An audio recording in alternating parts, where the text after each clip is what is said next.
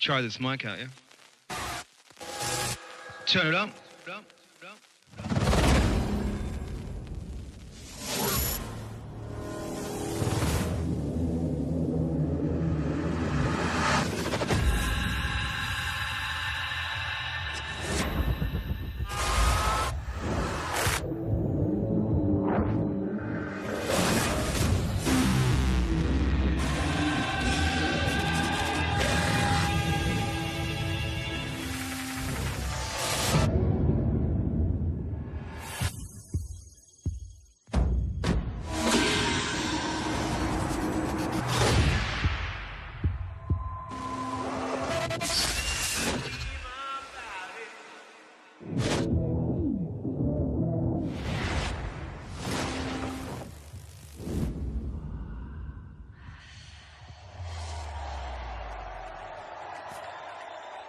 Michael Hutchence was the next king of rock and roll.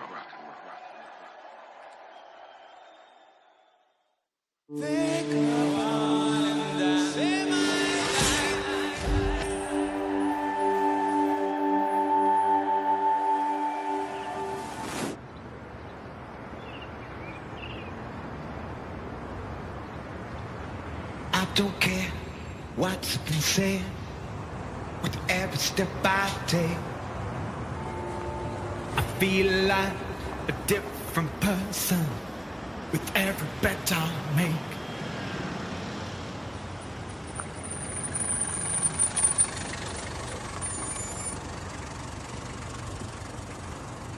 Is this the face of freedom? A got in my hands. Gotta get some honey, dripping through my plans. Sammy got, she knows I need her. Send the devil away. Sammy got, she knows I need her. Zip click, tear away. Ha!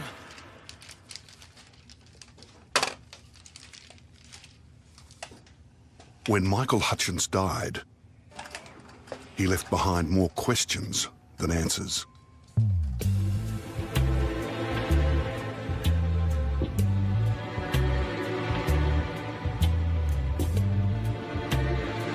But he also left clues.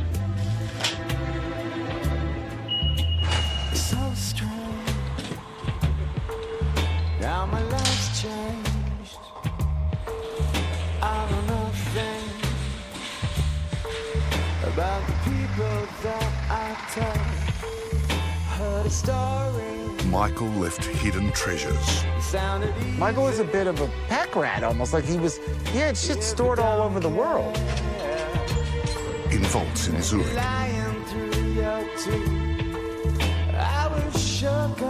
In bunkers in London. In Bali. In LA. So it was almost like this detective thing. It's been a voyage of discovery trying to find all this. It has. Like Raiders of the Lost Ark. Yeah. In places you'd least expect.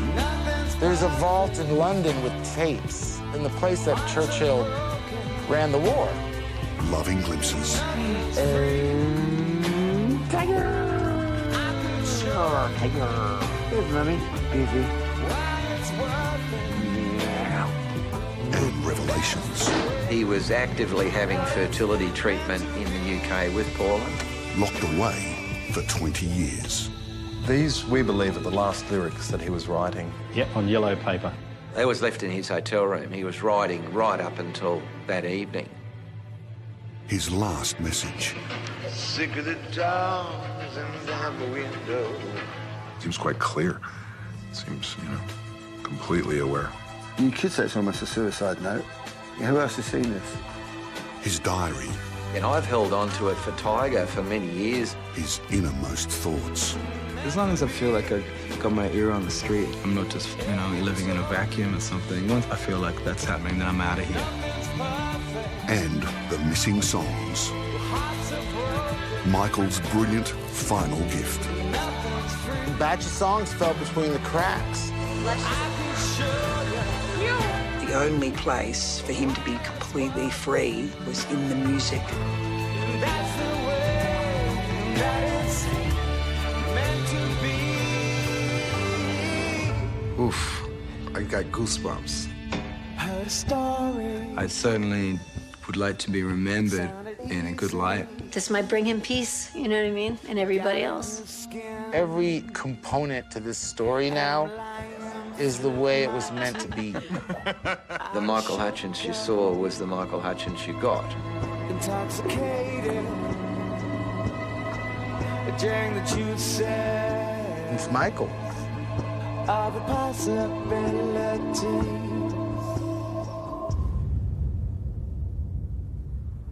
All the possibilities.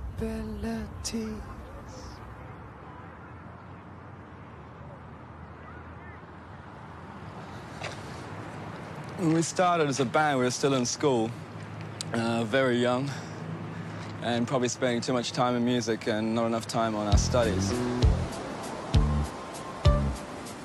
As far as influences are concerned for songwriting, lyrics, and things like that, Sydney's the kind of place where I sort of end up writing love songs, as you can see. And Melbourne, down below us, is more artistic, dark and sleazy, so a different feel altogether.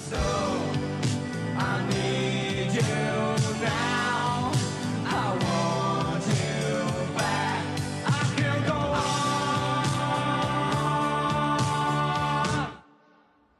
Come on, everybody. Home on the range. Says he, that's your damn boy. Oh, look, would you like my tea? Brett. Mr. Friendly shot, Brett.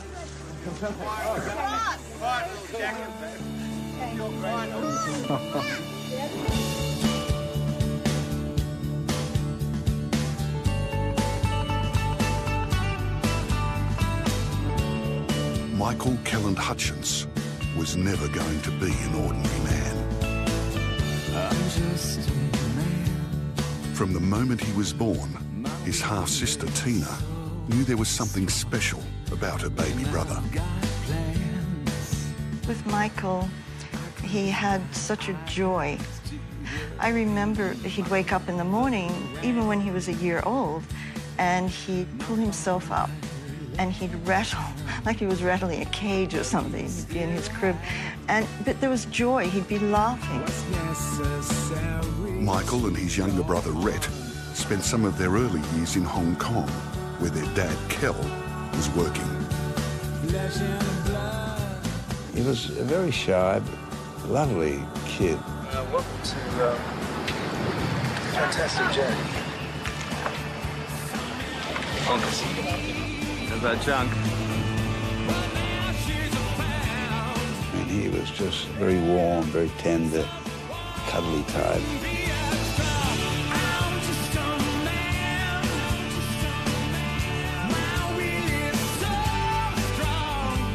He was a very gentle boy.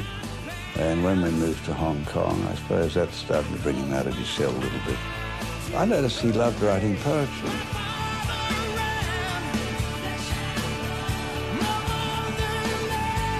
He was a really happy child.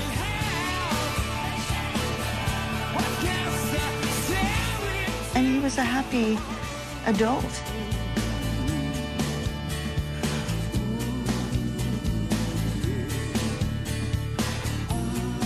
I had a feeling that he was going to be something.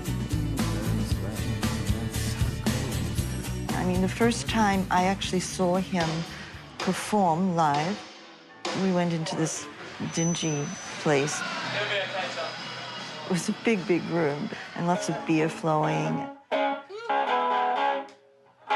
I went back to see the boys, and there was a pot smell about it. I just thought it was funny. And then I was kind of worried because I thought, this looks like kind of a tough crowd out there. And Michael's kind of quiet. What is going to happen? I was really concerned.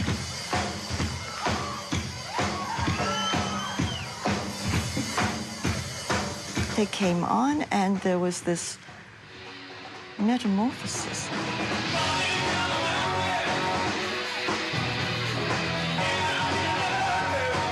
My quiet, spoken brother became this person on the stage that it just blew me away.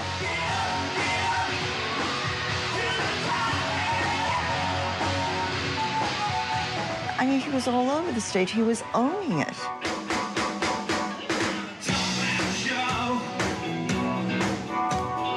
He never wore contact lenses on stage because the thing he would pick out in the audience was the two people go yawning about it, and that was the thing. So he didn't want to see what the audience were reacting to. He could only see the first 3 rows. Michael was blind as a bat, so, you know, he couldn't really see the crowd.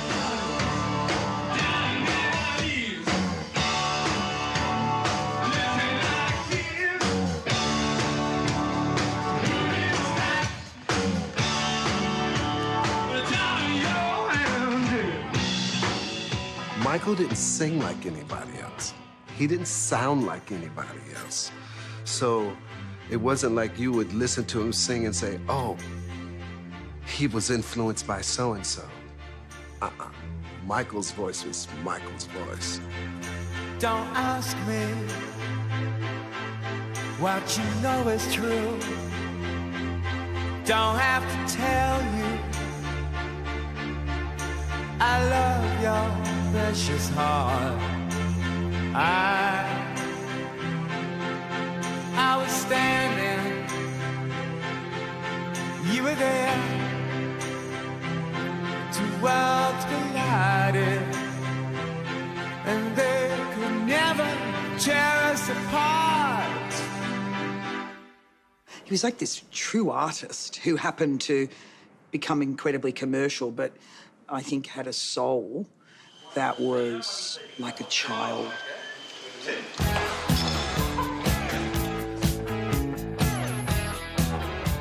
Peter Wilson, who would later star in the TV series La Femme Nikita, was an up-and-coming actress when she met Michael on an early INXS video shoot. I was a pretty girl, and he certainly liked pretty girls, but he had this tremendous capacity to make people feel completely at ease. They became lifelong friends. He had this fantastic old Jag.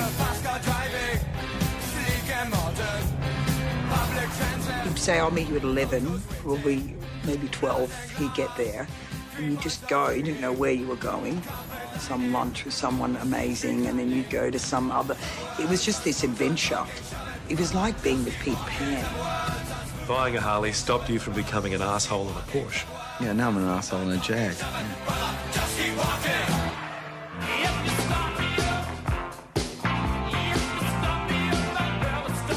When Mick Jagger came to Australia in the early 80s, it was Peter who introduced him to Michael. She'd modelled with Mick's girlfriend, Jerry Hall, and knew him well. I said to Mick, I said, oh, have you been to see INXS? He says, no. I said, would you like to come and see them? Would you like to come and see us? It's a real treat. And he came.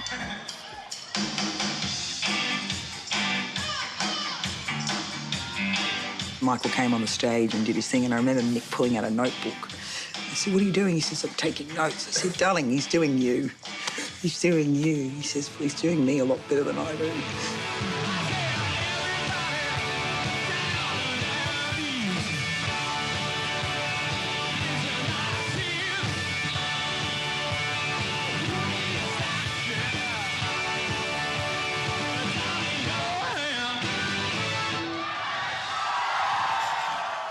Michael is literally the front man, not for just a band, but for, like, I think a nation.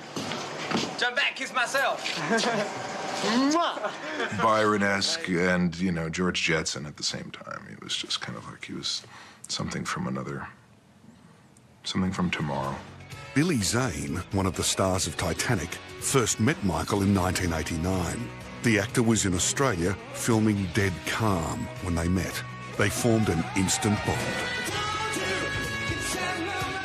He was a futurist. He was a sensualist. He was the modern man, completely comfortable with his masculinity, that he was, you know, his androgyny was allowed to flourish.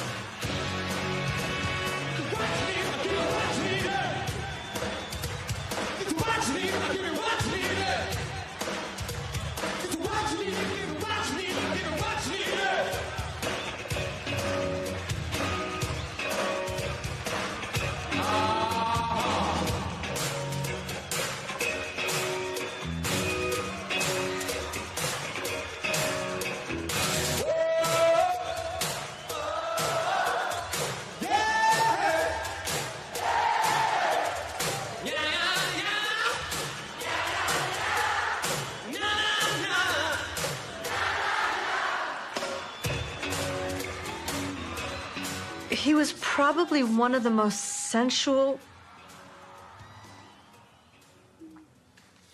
human beings I've ever encountered. Everything was smell and taste and touch and sight, you know, and what he would hear. And I mean, he would take in life. Actress Leslie Ray Bager, who for several years was married to INXS drummer John Farris, was great friends with Michael. Our friendship was so obvious. We just, you know, we cared about each other. We loved each other. While touring with the band, she'd photograph him. Look at that. Great shot, right? Capturing intimate moments. I love this photograph. And his charm. Energy was coming off of him, and, you know, he had such beautiful movement, didn't he? And his cheekiness. And then here's what comes next.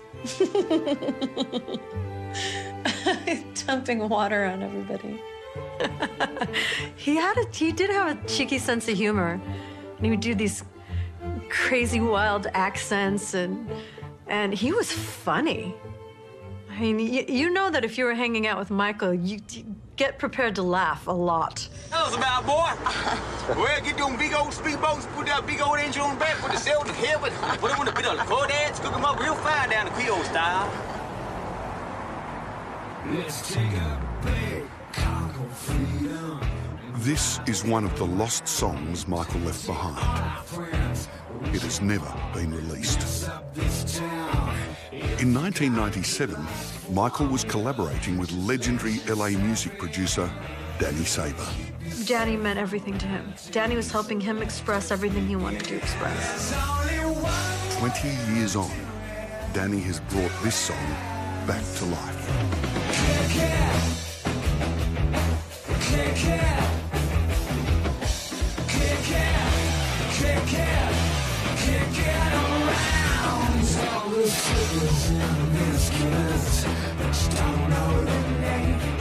It's a universal problem, so take it a stand. I'm gonna climb a mountain that's bigger than me. We'll fly down together, make you see what I mean. There's only one way to do it. Tonight is its world premiere.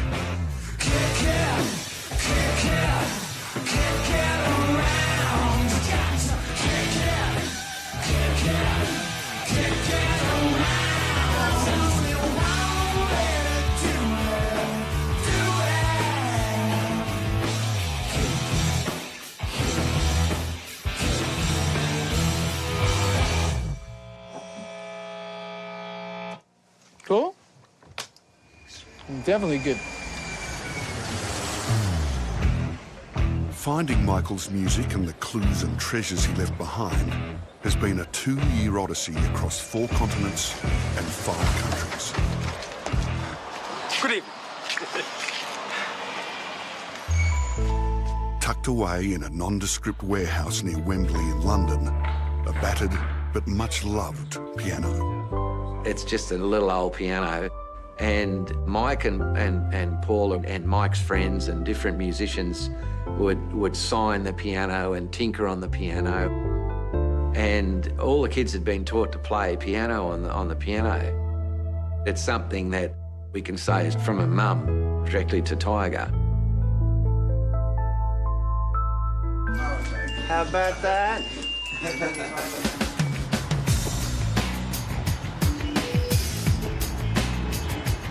In Zurich, under armed guard,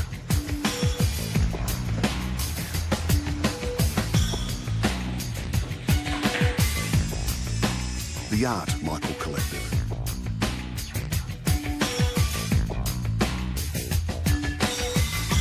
And his guitars. I know that he loved musical instruments. Not necessarily because he was great at playing them, but because he would get his friends to play them. I remember playing one of his guitars. He had a really great, a Gretsch semi-acoustic guitar.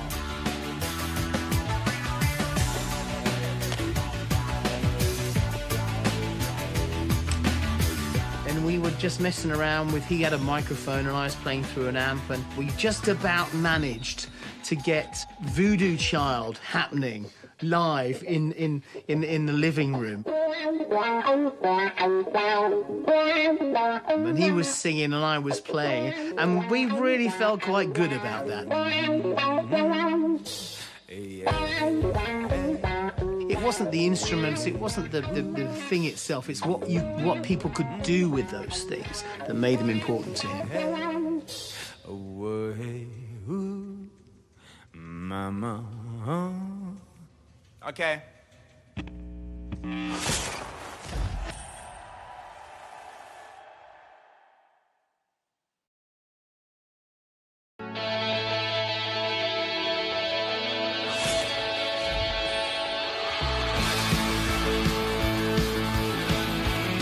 Rock did become a youth culture, and it became a kind of physical culture as well, very much a physical culture.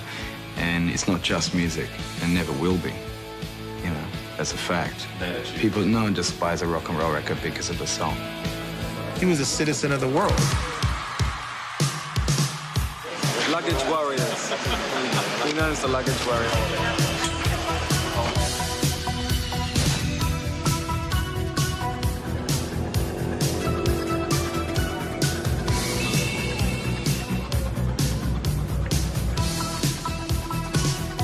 Michael and I met in Hong Kong in 1986. I was working with another Australian barrister who had previously acted for INXS in Sydney. Yeah, have a night out?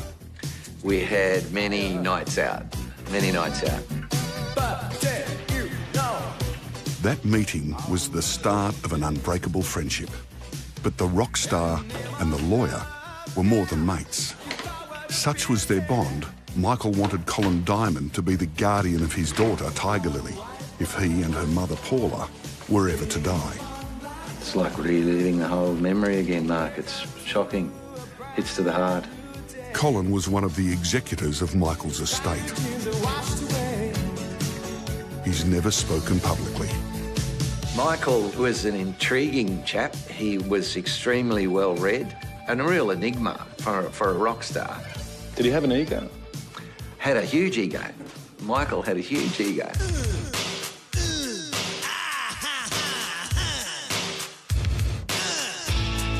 Mike treated the band as his brothers.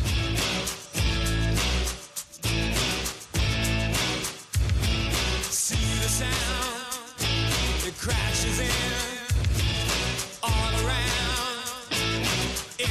INXS was his family. Gary and Kim and John and Andrew and Kurt were Mike's brothers. Make us love each other. Have to realize our own future. Guns in the sky. And of course, most of his exceptional work occurred when he combined with Andrew Farris.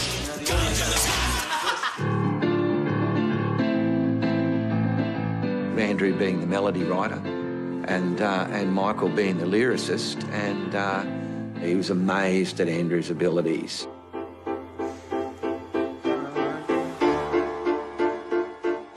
Sometimes I carry around a little dictaphone so I can sing melodies and things like that, especially when Andrew and I are writing. All bells and okay. I'll suddenly go, eureka. When I met Michael and I realised how clever he was, and, you know, and very good at articulating thoughts, ideas, you know, and clever with a lyric in a short space of time. I thought, why don't you do it? And also you're singing it, so you'll, you know, you'll feel empowered to deliver it on a stage because you'll know what to sing because you'll feel it. You own the song. Oh, there's a mystic.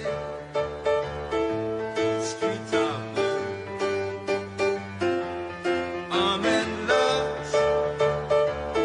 That chilly line. Some silken moment goes on forever. And we're leaving broken hearts behind. What happens here? Chorus. The chorus. Mystify. New one, yeah. You mystify me. What happens? Repeat it. Mystify. Mystify me. Great part from the ending. Would he have been as big without INXS? And could INXS have made it without Michael?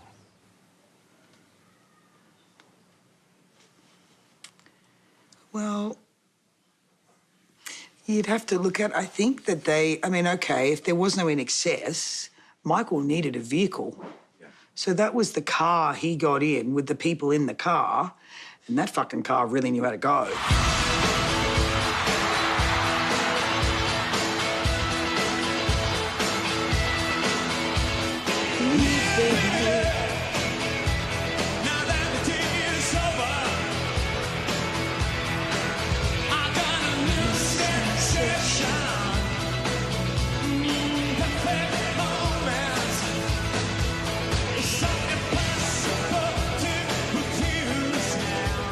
Wembley Stadium was a good one.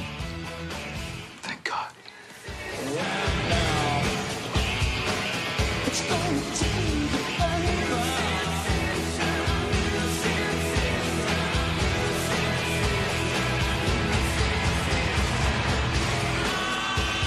He was a really great frontman.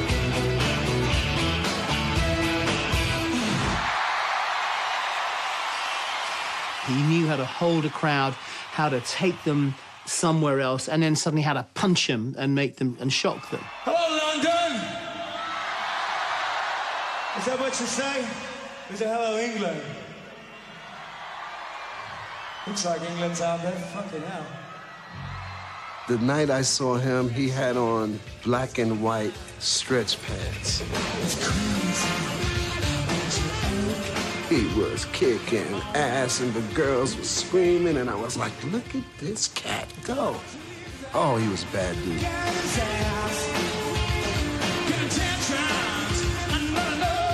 Real live rock star.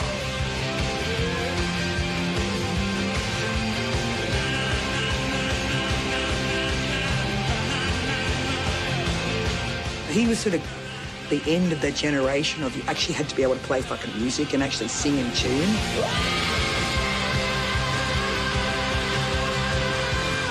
You had to have your natural dance moves. He didn't rehearse any of that stuff. That just came out of him.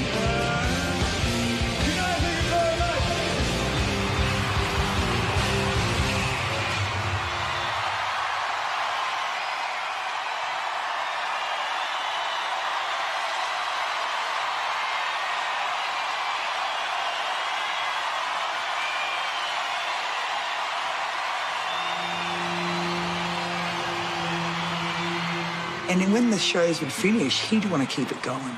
You know, he wanted to just keep it going and have a great time with everybody. He partied. An expert, you might say.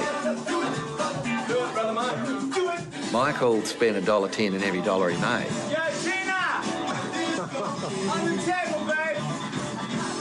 He was always the man that jumped up and threw his credit card across the table and paid for the night out.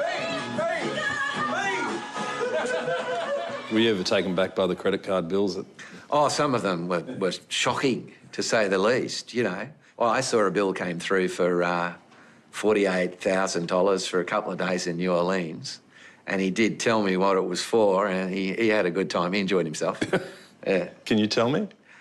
No, I couldn't break the confidence that Michael given in me, but he definitely enjoyed himself. Welcome to the strangers party, baby. Oh, not another kiddo, Coach. Jesus, fans, they fucking can't help themselves, can they? Michael's one of those few people that to get high with was it wasn't depressing. It got like to the point of like almost being disturbing sometimes. Nick Egan designed many of the album covers for INXS. He and Michael were close friends. They worked hard and played harder. I've got some answer machine messages that he left, and one of them would be like, he would come to town and he'd say, "Hey, Nick, let's go shopping," in a very sort of mock gay voice, you know, like we were two gay guys going out shopping together. Hello. Give us a call. Let's go shopping. He was in touch with his feminine side, let's just put it that way. He said, "Do you like this on me?" And I said, "Yeah, it looks great." You know, it's like having a girlfriend. Hi, Nick. It's Michael. How you doing? Just give me a call. It's fine for you to stay at my place if you want to. That'd be great, mate. And then we'd go out, we'd go to parties, and we would get pretty fucked up, you know. I mean, I will say this about, and I'm not one to be saying, hey, drugs are great, but I had the best time on Michael. It was never this, let's sit at home and get high and get paranoid. It's just go out and do stuff. And we went out and we did stuff and had a great time with him. And it was all kind of, you know, he did, whether it's ecstasy or we did coke together, we did, you know, what else did we do? I didn't really smoke weed, and I certainly didn't do heroin with him. But we went out to clubs, we went dancing. Let's kiss, kiss, let's kiss. Let's go. So who's going to do the Michael Hutchence impersonation? You can do that. Yeah, come on, look for the good bit. When you talk that certain way. Love the look in your eyes. When you know what love is here. Michael's substance abuse was always done in the most sort of up kind of let's have fun, like it should be, really. And it was really just there to sort of keep us going. First you get the vodka, and then you get a glass, put that in there, you put the tonic in. Put half a glass of vodka, half a glass of one of these before the show every night. That's what we need. It was part of Michael's character. Dangerous, cheeky, mischievous. Elegantly wasted. Boy, did he coin it and justify it. He made, you know, certainly made that. Okay, as long as he did it in a, you know, kind of sulka smoking jacket and a monocle, everything was okay. It was a night of debauchery. It was in Paris. I won't say his name, but it was a famous fashion designer that met up with us in a hotel and came with quite a number of friends, and they had this big trunk. What's in the trunk? It was Pandora's box. It was every recreational pharmaceutical fathomable to man. I mean, everything.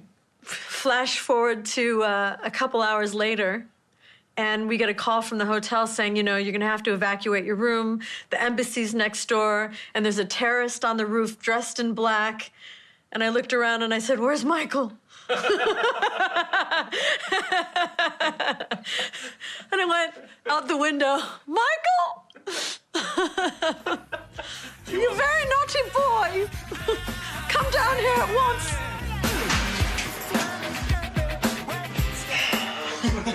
Hey, another day, another dollar. What can I say? It was fun. Elegantly wasted.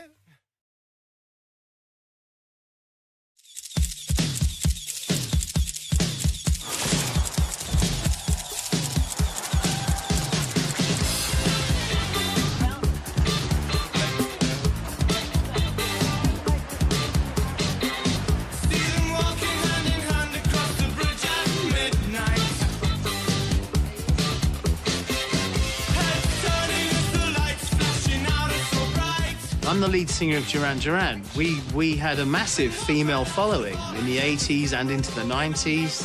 But I remember going to an INXS concert in London. And after the show, they had like a sort of a backstage bash.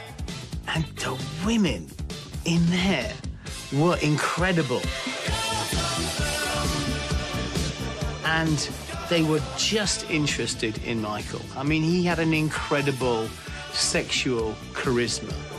And it was extraordinary how eclipsed you could feel when you were around him. These are our friends from Japan. How would he flirt? He'd flirt like their girlfriend. He'd be like their confidant. That was so interesting. You know, he was the girl in the bunk bed at the sleepover who's, you know, beckoning you upstairs to tell you secrets. I mean, I could talk to him like he was my girlfriend. It was like, it was something so altogether fabulously, you know, inappropriate and right on mark. It was just like, you know, it was like, what the hell is this? You know, it was great.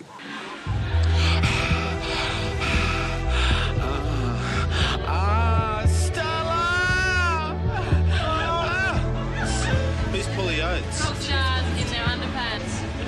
She did a puff. Oh, I know that. Remember that girl? This is one of the last songs by Michael Hutchence. It's called Temptation. You ride a Harley Davidson. Every bloke I know, in fact, quite a few ladies want to buy Harley Davidsons. What is the sort of buzz you get from a machine like that? There's a vibration between your legs.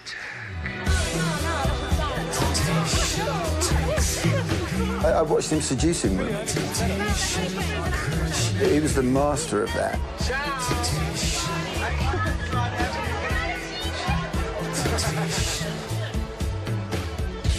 Michael was a great lover, and he had a lot of girlfriends, and he did things that we could only fantasize about.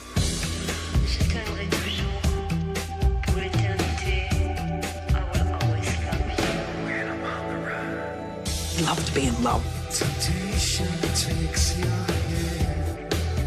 Temptation, my best friend. Lady killer. All he had to do was look at him. It was done deal. Is it true that you've never been dumped by a girl? Is that true? No.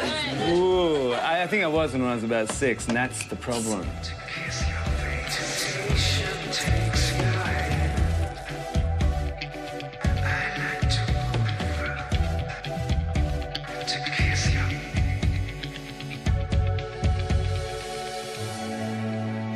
He was almost like a woman in a way. He was so balanced, masculine and feminine. I think that's why so many women loved him.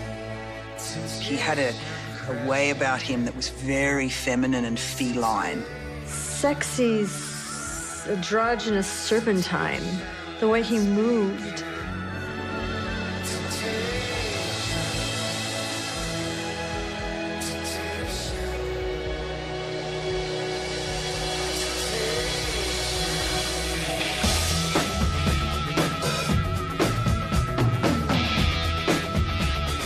How charming could he be?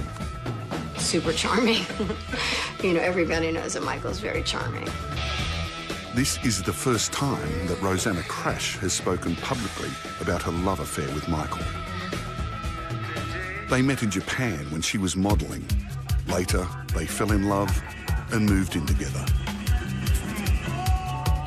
In 1987, when INXS crisscrossed the States on their legendary Kick tour, Rosanna was by his side.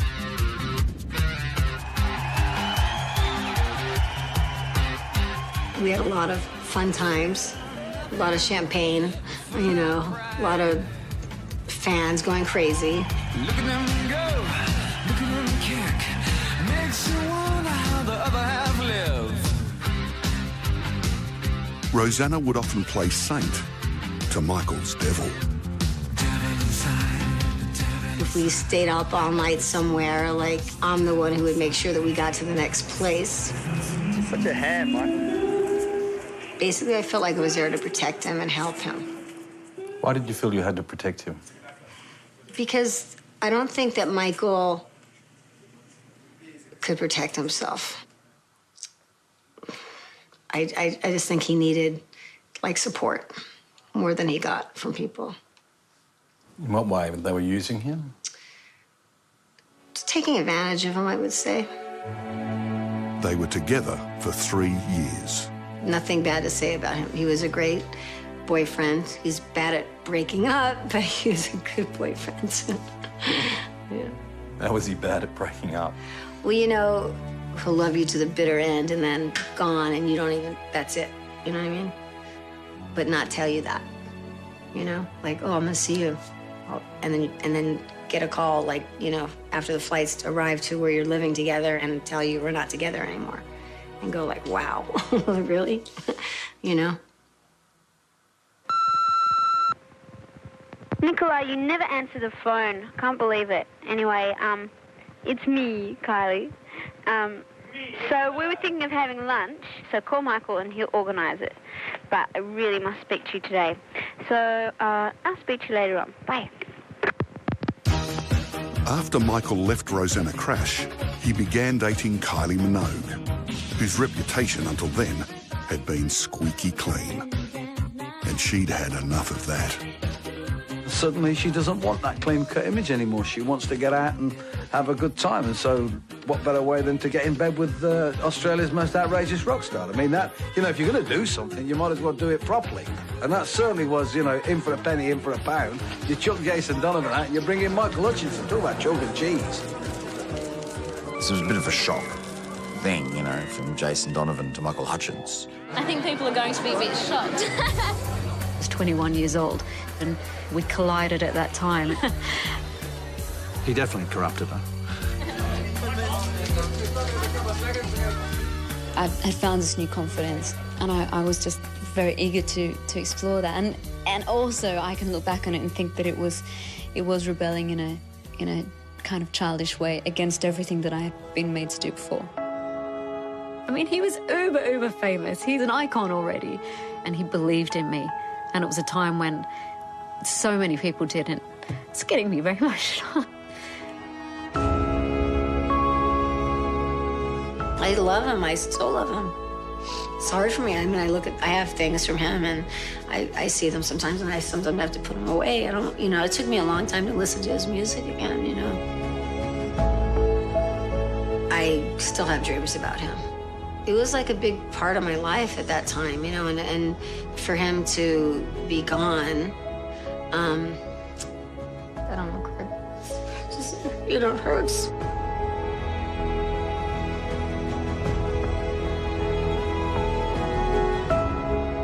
He was just, for all of the people that got to meet him and got to know him, you were forever touched by him.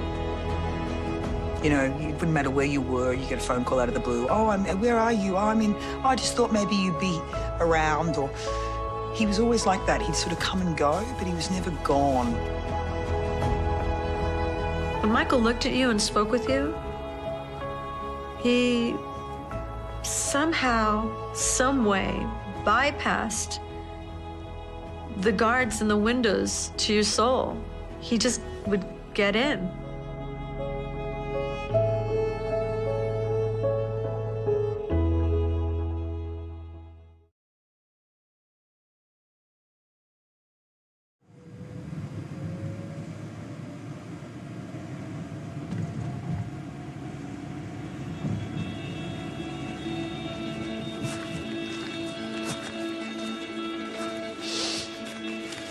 The last time I was here was in '96.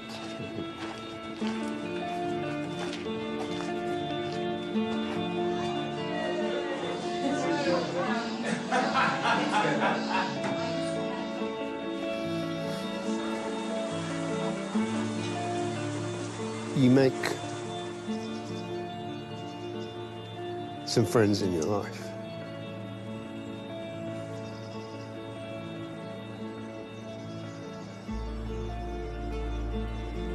Usually because they make you laugh.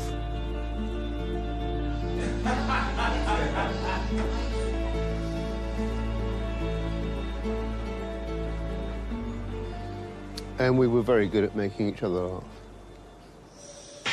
In the early 90s, Michael Hutchence was searching for new music. Music he could write and record independently of INXS.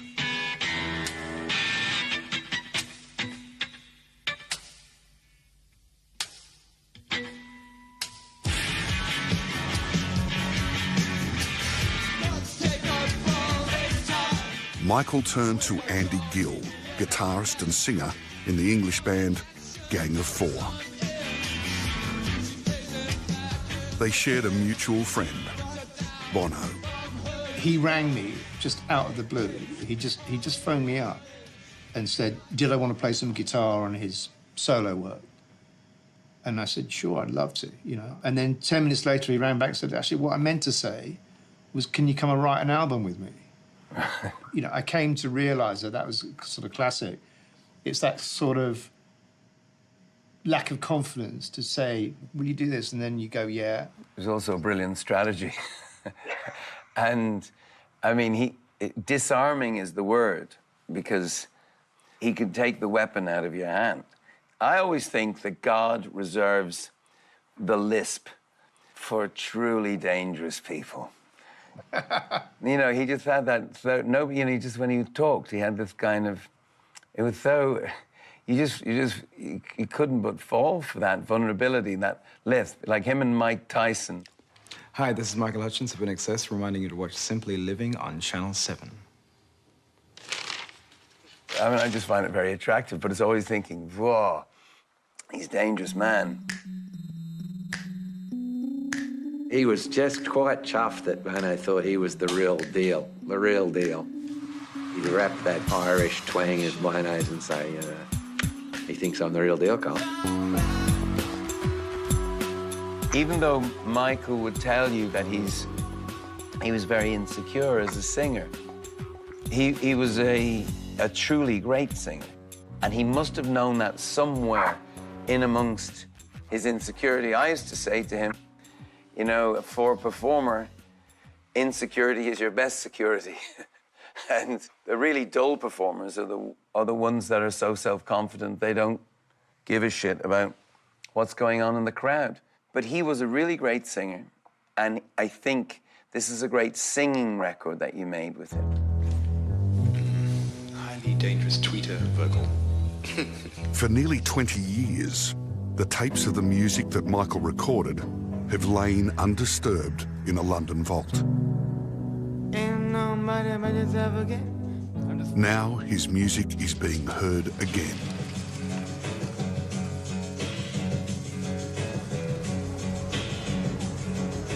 Stored in London, much of it made in France at Michael's villa. You put your heart with trust into my hands. I held so tight, kept you protected from pain. Did you ever think about it? Yeah, this was it. This was the one. Tell me what happened here. This is where we wrote all the music. So my setup was here. Computer, keyboard, and Michael would just sit on the bed singing. There's a great picture of me with all my gear and Michael going, you know, like that. You know, I just record everything he did.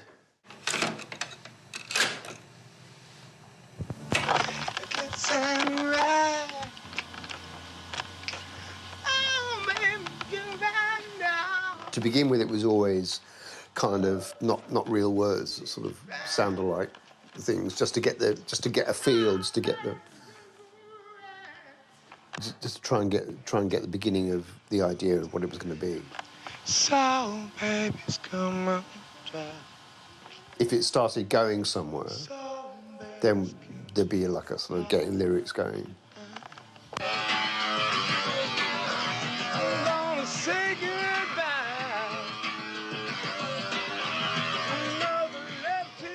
Back then, I remember calling him up, and he was working on some solo stuff. I said, "You all right, mate? You know, you okay?" Because this stuff looks pretty crazy to me, you know. Nothing left to say. Nothing left to do. Was he tricky to record? It was easy. I mean, the only times sometimes I over-directed and, you know, it's like, oh, no, Michael, you got to hit it. You know, no, you got to go softer on that. And he's, Andy, fuck off. Let me get on with it.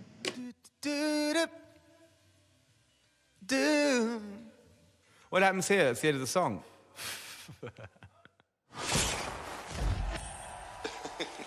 I love it.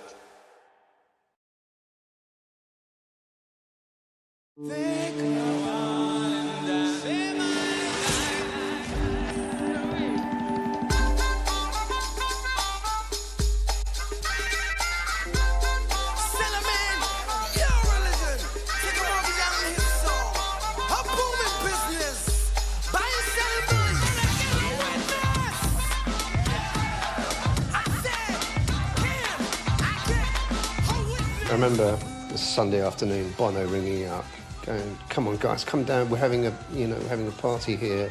Johnny Depp's just set his shirt on fire, and come and help us out." And Michael and I looked at each other, and we went, "This sounds like a lot of fun." And you were saying to me, "We need reinforcements."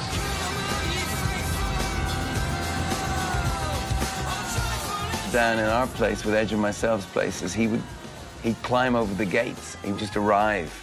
And, you know, midnight, and say, you know, anything going on?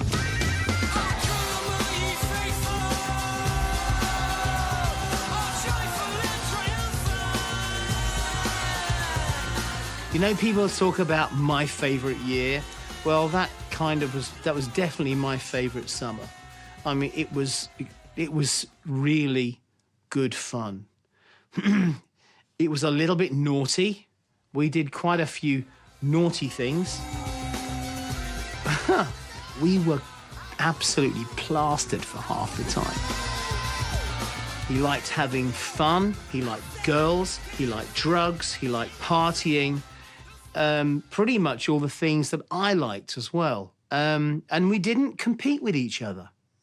And that was the most important part of it, was that I didn't feel that I had to compete with Michael Hutchence, and I don't think he felt that he had to compete with Simon Le Bon. You know, it was we were just on a level with each other, and we became mates. Michael's French villa was his retreat. Many a family Christmas was spent here. Love you guys.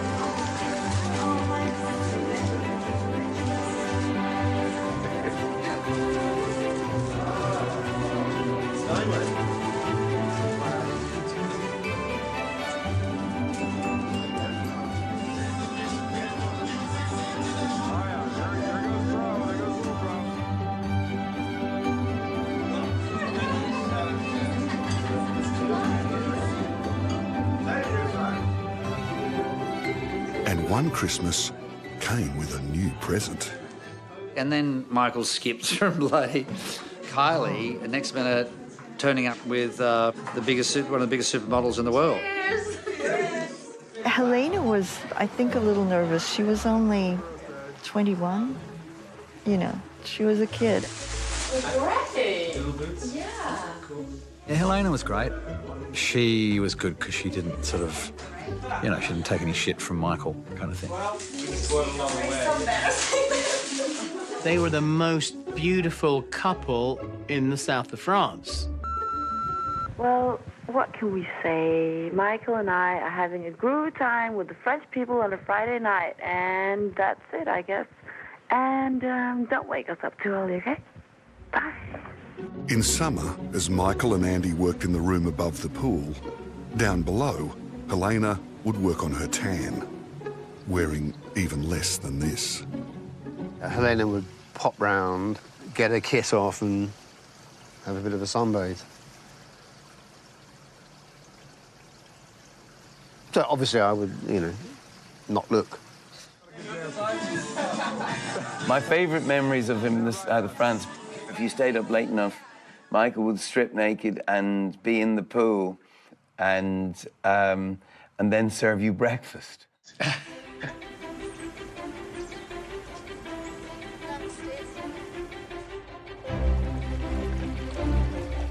He was very into his garden.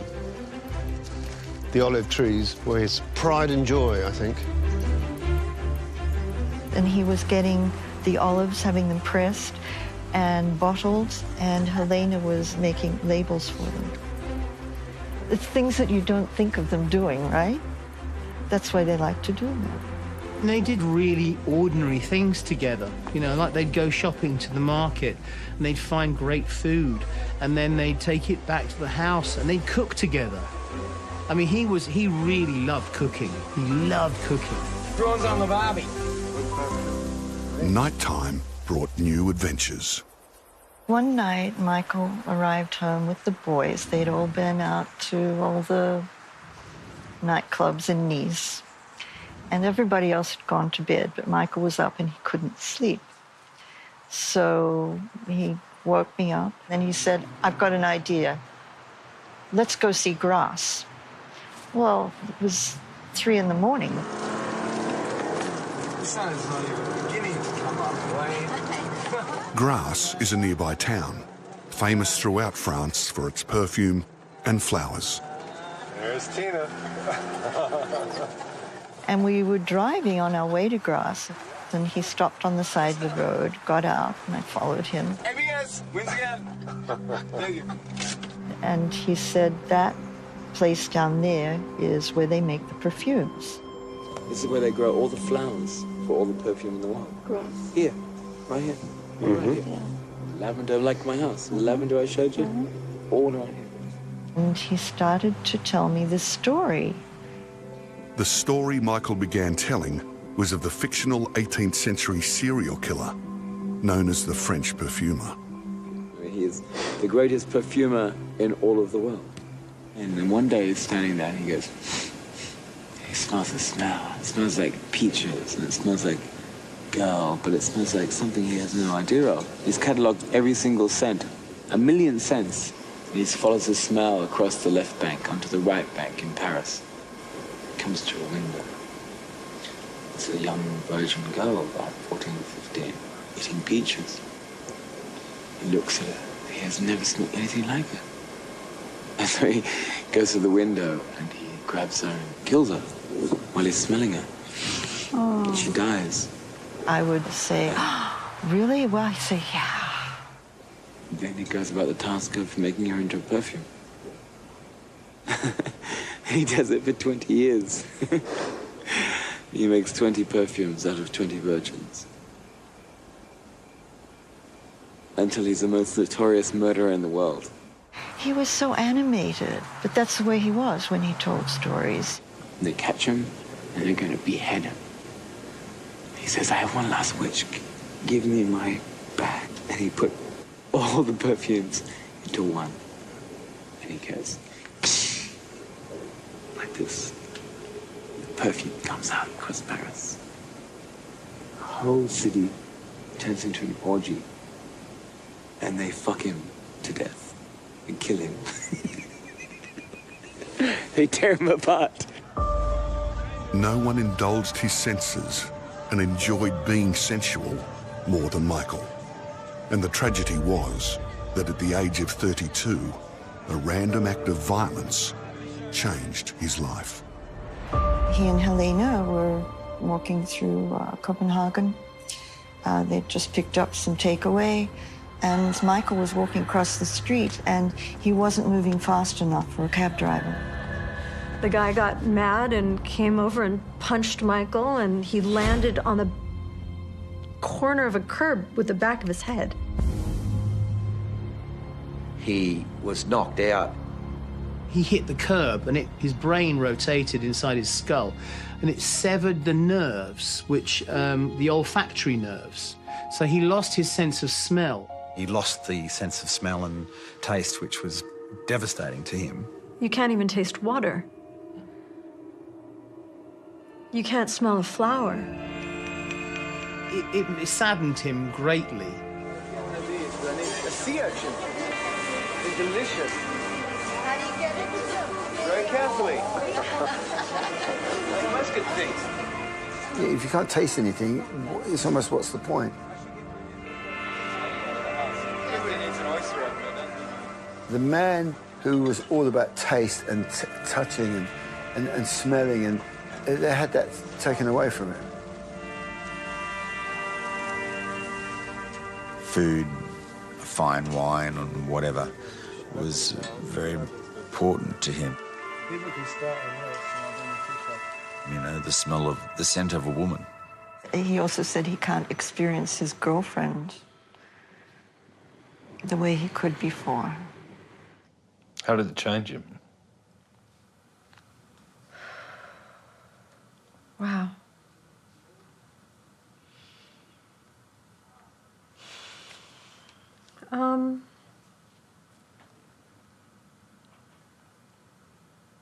I think it injured a part of his life force. He did change. He became far more aggressive and more easily provoked to emotion. After the accident, the highs were lower and the lows were deeper. But he was managing it. He'd have his friends describe what a wine was tasting like. We'd get some wine, and he'd get me to describe what it was like. And I'd go, well, there's a bit of forest floor, touch of iodine, and there's maybe a tiny bit of pencil lead. You know, go, oh, yeah, I bet that's good, yeah. I think around that period too, we were noticing that our following was starting to sort of lessen.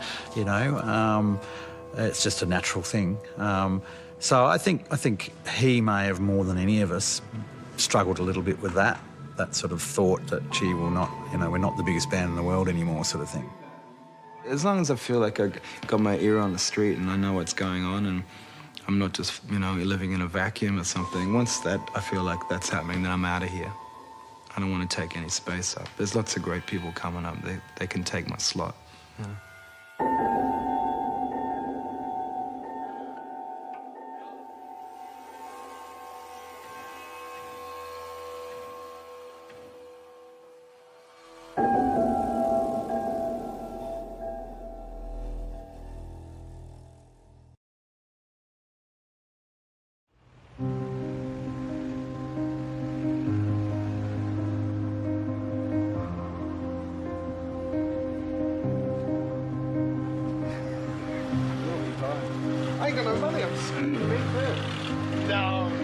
He liked the limelight. I mean, that's why he sort of initially chose to live in London. And, a lot of the time he thrived on it.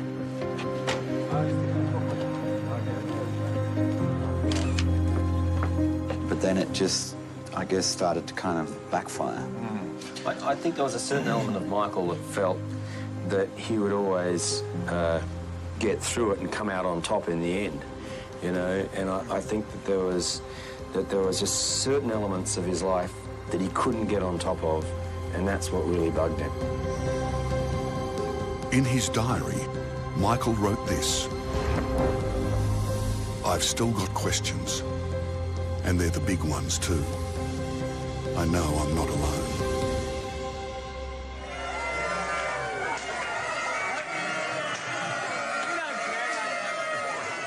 A kiss to celebrate New Year, but Michael and Helena's relationship was not to last. In October 1994, Michael was interviewed by Paula Yates, who asked him about Helena. And do you think you're going to get married? What? Do you think that you'll get married? No. Why not? We're happily unmarried. Are you? Hmm. Why don't you fancy getting married then? Because everyone wants us to get married. I don't. I know, except for you. Oh, it's a terrible, terrible idea. Terrible idea. She's got to know. Soon after, they began an affair. At the time, Paula was married to Irish rock star Bob Geldof, with whom she'd had 3 daughters. Now, Paula has been a fan of yours for a long time, hasn't she, Michael? I think she has, actually, yes. Even while she was married to someone else, was she a fan of yours? Yeah, if you've ever seen The Tube in my first interview on The Tube. And what happened? Were you all flirting outrageously with each other? Actually. It's inevitable. Now, in all the polls that I was reading in Countdown magazine, You know, when it came to sexiest man, you won. Is there a category for that? Yeah. Sexiest I don't man. really think Now, what? She was flirting outrageously. Yes, well, she is a good flirt. But, boy, she likes me. I love her. I call it love. When feelings are naked. Oh, he adored her. Adored her to the end. He thought that she was the most interesting person that he'd ever met in his life. Flirting was an art form for Paula. Were you always very forward? Am I forward? Well, a bit. And you're talking. They'd always be laughing. He just thought that she was the ant's pants. Paula intellectually stimulated Michael. She challenged him intellectually and just psychologically in a lot of ways. I think she really gave him a run for his money. To be honest, I thought the rest of the world, including Australia, lost a little respect for Michael when he went with Kylie, because Kylie was a bit of a joke. But then when he went with Helena, it went back up again. But then with Paula, it was so in the media. Michael was shocked when he got a backlash from it. He couldn't believe it. He was terrorised, absolutely terrorised by the media. Imagine you're having dinner with somebody and the entire conversation has been taped. He and Paula were in a restaurant somewhere, in quite a full dining room, and at some point he realised that everybody else in there was a journalist. They've paid off the hotel to not have music. I kept on saying, why is there no music? And they're taping it, and then as you get up, people start coming at you, and like ghouls.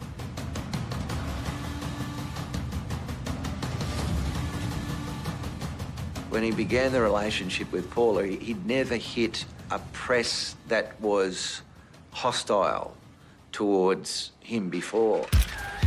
They hounded him. The paparazzi thing about him being involved with Paula Yates, who was at the time married to Bob Geldof, was so intense. Opening up the front door in Redburn Street and having hundreds of photographers. See you later, baby.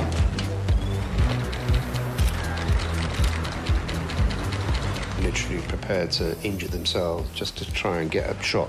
When you drive with him, he'd sit sideways. He'd always sit there as a passenger looking to the right. Why? Because any press had come along, take a photograph of Mike on the side. Okay. All right, bye. Okay.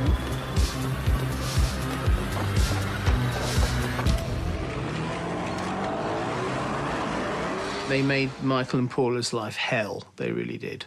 Think they got the picture,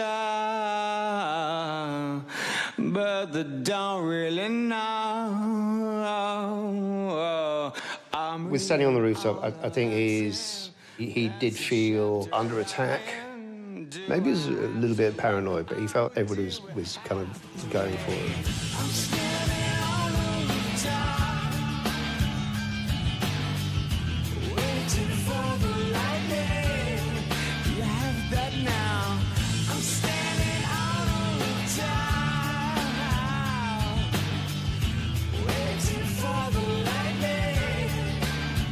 You know, the press always have to have a good guy and a bad guy. And Bob was never going to be the bad guy. Where's Paula? No. Are you worried about today or quite confident? Do you want to put that in the boot and pop in? Paula is a woman, to those that do know her and not to those who read about her, has had to pay an enormous price for leaving St. Bob.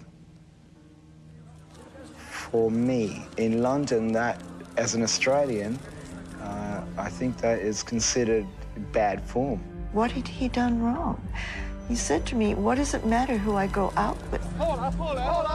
You know, I've seen the photographers at a distance push Pixie, who's 6 years old, over to make her cry and take a photograph and then print a front page headline, Life with Paula and Michael for Pixie.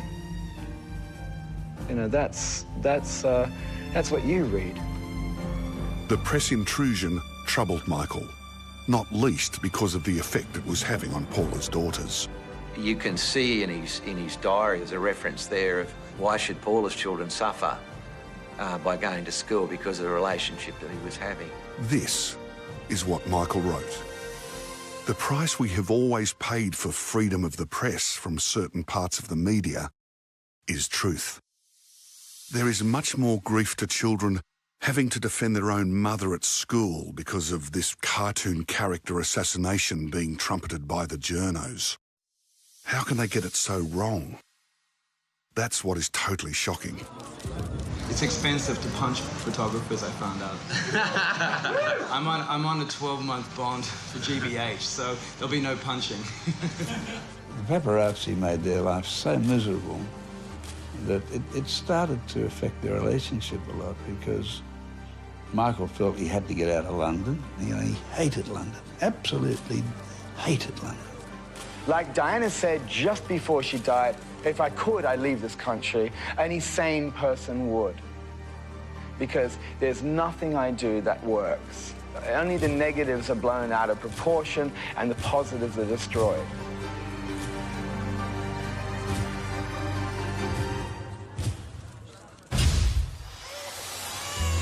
Heavenly, Hirani, and Tiger Lily. She was a real gift from God. I mean, it's fantastic. I'm on cloud nine, you know, what can I say? It's something that becomes about more than you, doesn't it? Tiger was the center of his universe. It was Michael's future.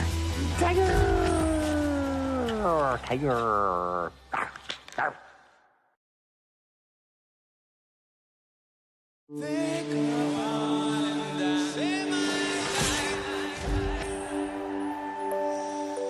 Do you feel that the time's approaching for you and you'd like to be a dad?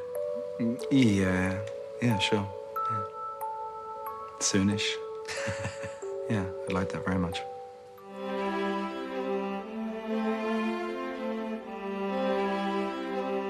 On the 22nd of July 1996, Michael became a father. He was so, just so happy to have a baby girl and so happy to be. But I just think that, I don't know that he knew how to do it all. He'd been a rock star all his life, you know. I think he was trying to find some level of balance.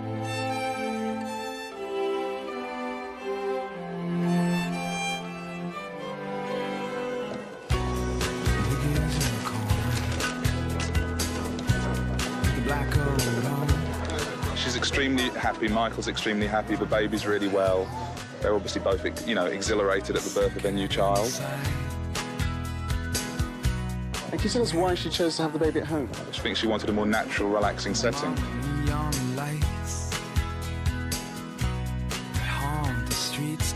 Have they chosen a name for the baby yet?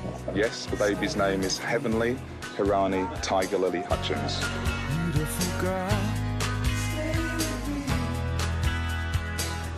And how is Michael feeling at this present moment? Exhilarated, as any new dad is. It's his first child and he's over the moon.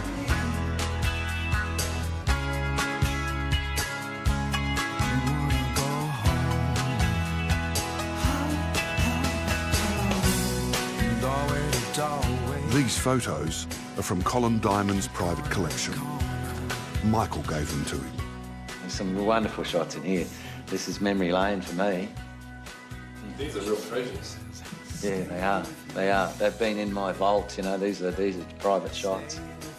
This is what I kept so Tiger would know, you know, in reality, you're like one look's worth 1,000 words. So when she sees these photos, she'll understand how much she was loved. Honestly, it's my first baby and she's just perfect. I mean, I can't believe it. He was so dinkin' proud of her. Any time, night or day, bring the friends in and say, look at my Tiger. And Paula's so proud how what she's given to the man, you know? Look at that proud look in her eye. Look what I've done for you, Mike.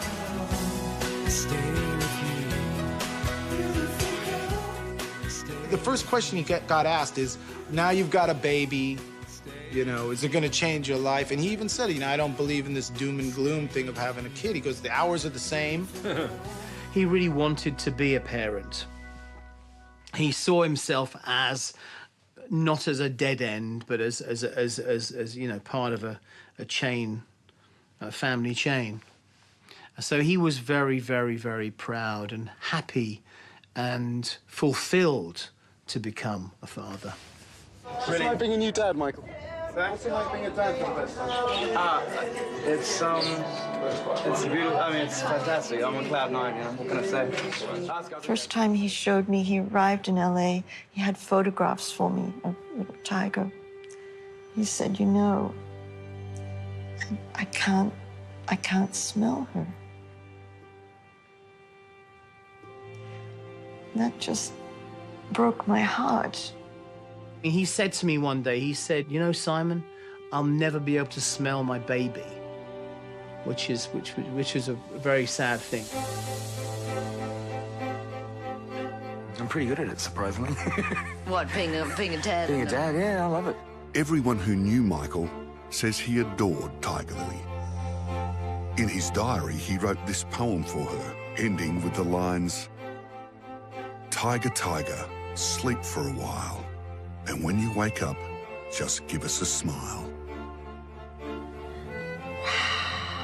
You see how much he loved her.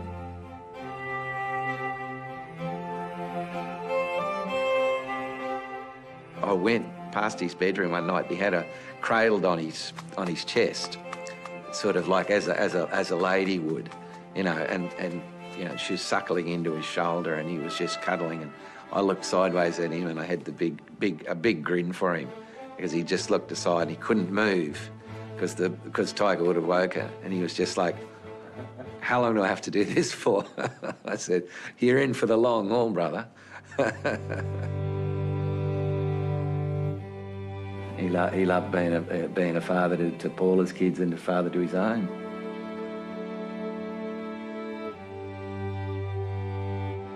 Just look at this one here with little Peaches. God rest her soul. Look at her, like a little mouse. Look at how much the girls loved her, and they continued to get, you know, with her as the sisters. They got to spend some time with her that their mum and Paula and Mike didn't. She's the light of his life. At least he had some time with her, eh? Even though it was short and brief, it was very intense and full of happiness. It changed him for the better. He had different goals and pure contentment. And we didn't realise it was going to be robbed away from him so quickly. Life is precious, isn't it?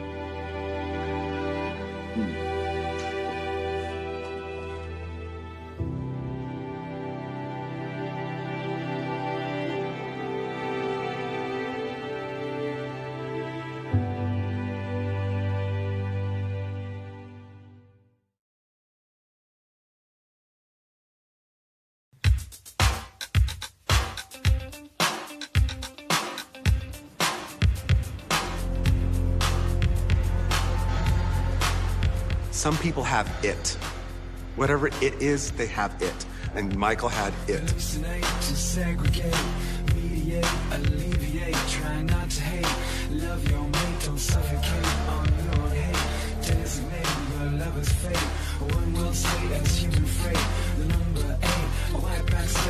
The shoot that I did in 1993, that shoot was, to this day, if you ask me what my top 5 favorite shoots are, that's in the top 5. He knew who he was, and he was comfortable in it. You can see that in the photos. You can see when I'm asking him to do something, whether it's to take your shirt off. Like, George Michael would never do a picture of him taking his shirt off, but Michael would just do that. It would be like no big deal to him, and he was just confident.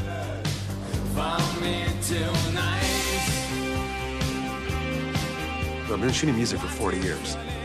I think it's the most iconic photo session of Michael Hutchence.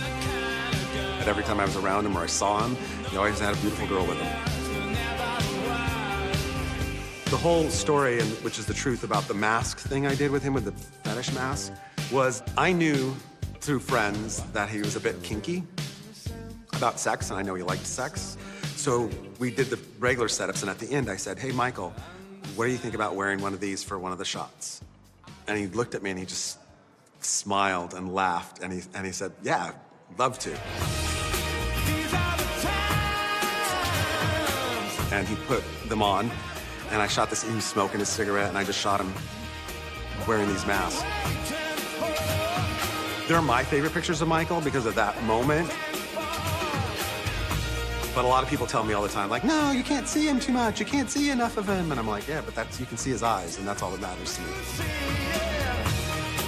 Like I said, he had it. So when you have it, you don't have to work it. Do you know what I mean? You've got it.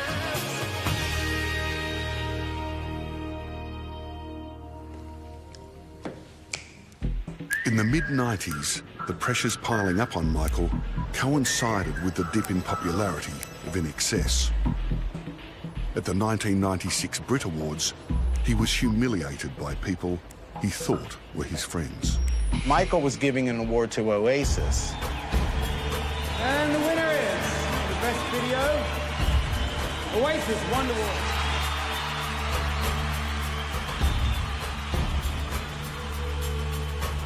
Got nothing to say except for I'm extremely rich and you lot aren't. And I'm not even in it. Has-beens shouldn't present fucking awards to gonna-bees. Has-beens fucking shouldn't be giving gonna-bees awards, right? And the next day, we got to the studio and I saw Michael and said, hey, buddy. I go, hey, how's it going? And he just, his head just dropped. It was like the air. And I was like, come on, man, you can't give a shit about that, you know? But it did. It hurt him. It hurt. I don't care what you say. Every step I take, I feel like a different person with every breath I make. Mike, I think, was also frustrated by what he felt was the slow demise of the band.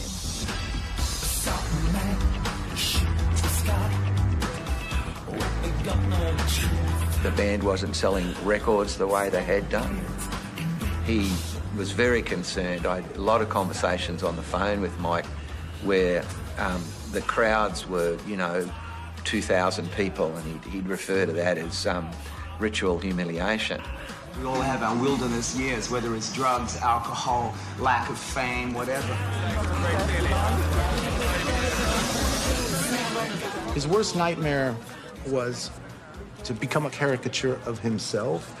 And because of all the stuff that was happening in the press, he was becoming more famous for being famous. Thanks, Michael. And people were losing sight of why he was famous in the first place. And that's what the music he was working on outside of INXS was really what I think he was striving for. Zip, click, tear away. Ha! You got too much friction. He wanted to move on from INXS. And he was trying to figure out who the fuck he was. He was discovering his own sound. He was growing as an artist. You got nothing to prove. But he couldn't get through to the band. That's when we lost him.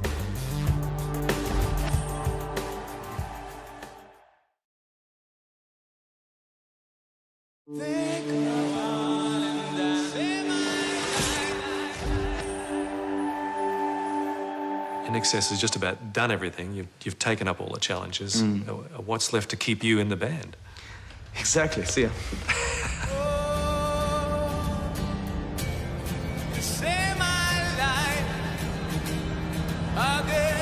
In 1997, Michael made several trips to Los Angeles to write and record with music producer Danny Saber. He never wanted to be disloyal to INXS, but Michael did want to be true to himself and create music he considered his own. Won't look back again. He wasn't leaving the band. He wasn't upset with his mates. He loved making music with them, and their music had its own sound. But he was discovering his own sound. He was growing as an artist. And he was trying to figure out who the fuck he was. Even though, to me, or to anybody looking at him, it's like, man, you're fucking Michael Hutchence, dude, You got nothing to prove. But if one's own self-confidence gets shaken, it's hard to get it back. My opinion, he wanted to move on from INXS. And you know, and he, you know, we spent a lot of time talking about that kind of stuff. He needed to change the music. He so desperately wanted new music.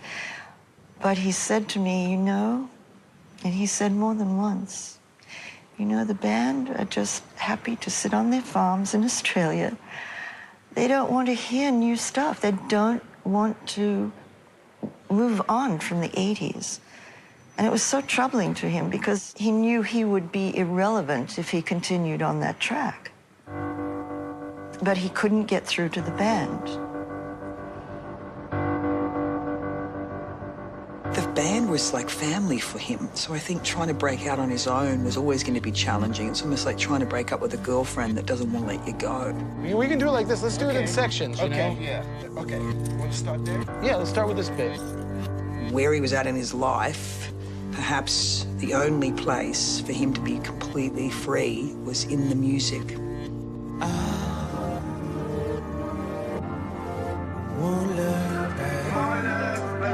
Yeah. In that music and doing that record with Danny, his own voice. All is gone, so oh, you saved my life again. See, you saved my life again.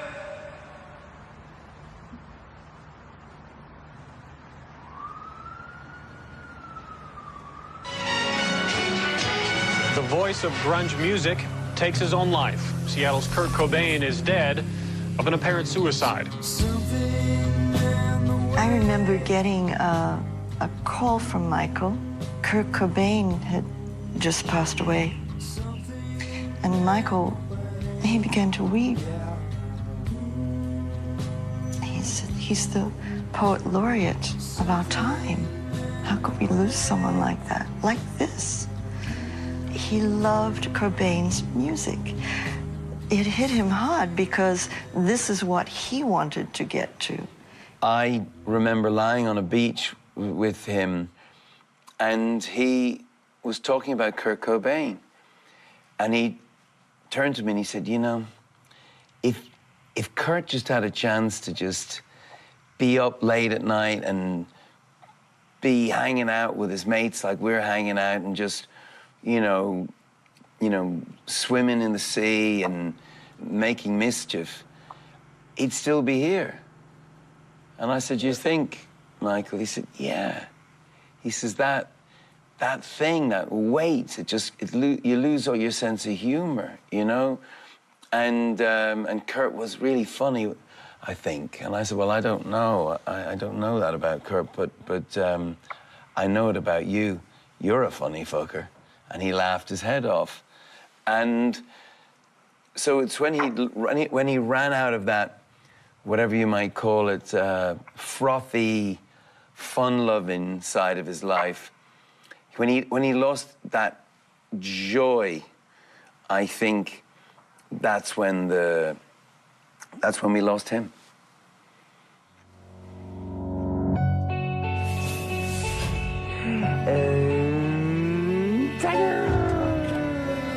I think Tiger Lily was everything to Michael. He was heading home. That's where the conflict came. Now you have something that's so much more important than anything else in front of you. Wow. That was a bit exciting, wasn't it?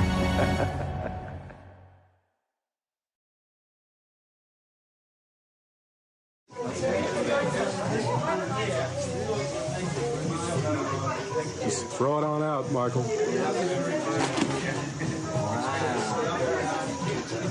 Wow, this is that. That's amazing. Ouch. Who is it? Who is it? Who's that ugly bastard? That's great. That's wonderful.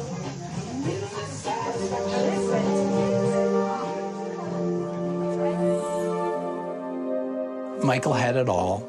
He was a great-looking guy. He had great physicality. Really one of the great performers, I think, ever in rock. After the birth of Tiger Lily, Michael's priorities changed. He'd been a Peter Pan all of his life, and now that he's had a child, and it's like, I just want to put the brakes on so I can settle a little. In his diary, Michael wrote, "Conflict equals human weakness. Strength equals human greatness." But the conflict in his life was intensifying. In May 1996, Paula and Bob divorced. It appeared amicable. But 4 months later, while Paula was overseas, police raided the home she now shared with Michael. Paula flew straight back to England. Just come back to fight for custody of my children. I've had to leave Tiger behind in Australia with her dad and her grandparents, which obviously I didn't want to do, but she wasn't feeling very well. Paula suspected Bob had had a hand in what had happened. As for the so-called investigative report in the Mirror, the police haven't even asked to speak to me yet, so I can't comment on that. I think, suffice to say, there's an entirely different way of looking at this whole series of events. I think we've had live aid and now we're getting lie aid. As the bitter custody battle between Paula and Bob played out, Michael turned to Kelland Diamond for advice. My message to him was, we'll sort it out, mate. It'll be okay. Don't panic. Don't panic. The conflict and the constant press intrusion affected Michael greatly. Later that year, while on a trip away, Michael wrote this in his diary. CD, Cold Diamond, just want to get home to Paula and carry the baby. Sorry, I have no comment. What's the no comment referred to? No comment regards to the press, because I would have told him don't make any comments. The matter's before the court.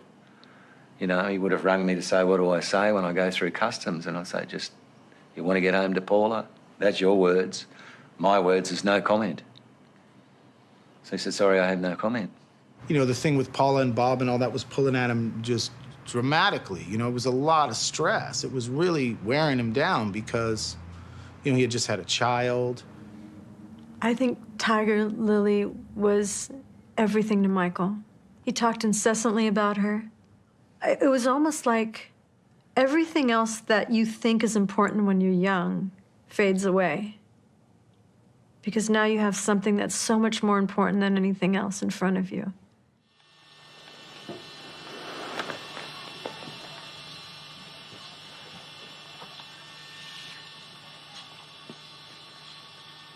This is video that Michael shot.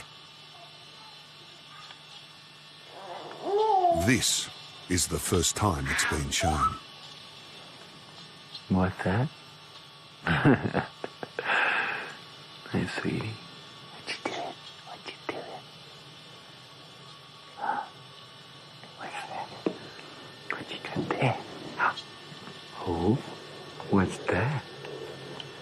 It's a little book you got there, is it? Hello, darling.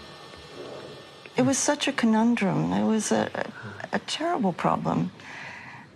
His child was living in a city that he was so uncomfortable in.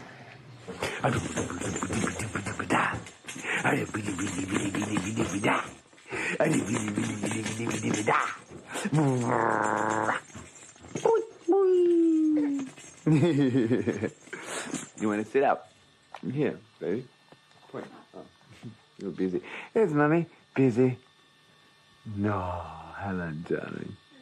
Here's our beautiful bedroom. With the sausages dancing on the ceiling. I mean, bacon dancing. Aussie flag.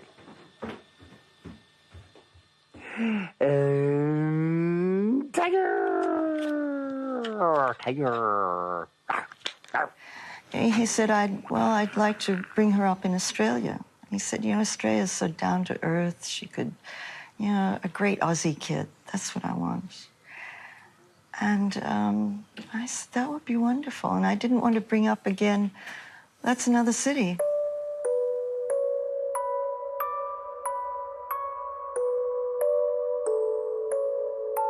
His plan was to spend about 6 months a year here and about 6 months in London. That was the plan we were working towards.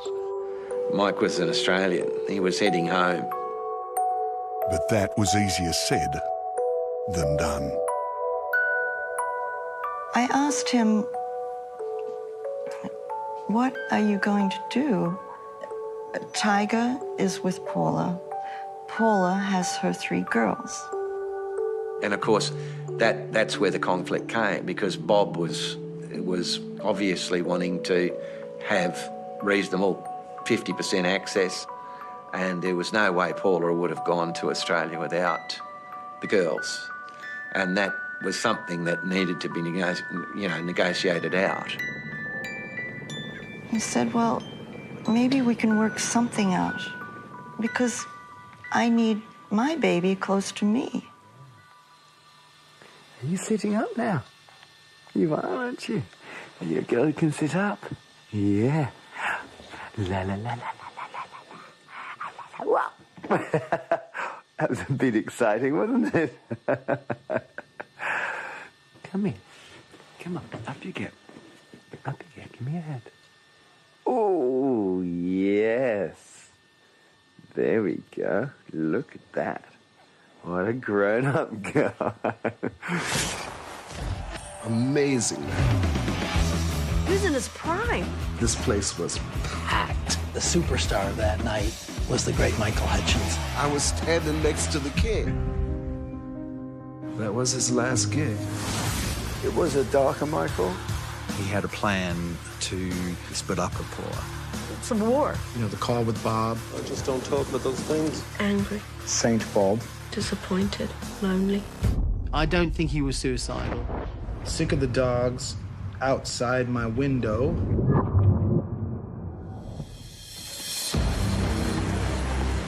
The international music industry is in shock with the death of rock star Michael Hutchence. I think this is the biggest unanswered question in rock and roll, to be honest. It was shocking and unbelievable. Michael is dead. We'll never see him again. It wasn't his time to go. Under curious circumstances. Nobody asked the real story. Only Michael knows. That is heavy. Then there's the music. It's going to be big. What you have is something that nobody else has. I got goosebumps. He really wanted his music to be heard. It's really good. Beautiful ending. He just touched the souls of so many people. He's gonna write the final chapter. Michael was the last rock star.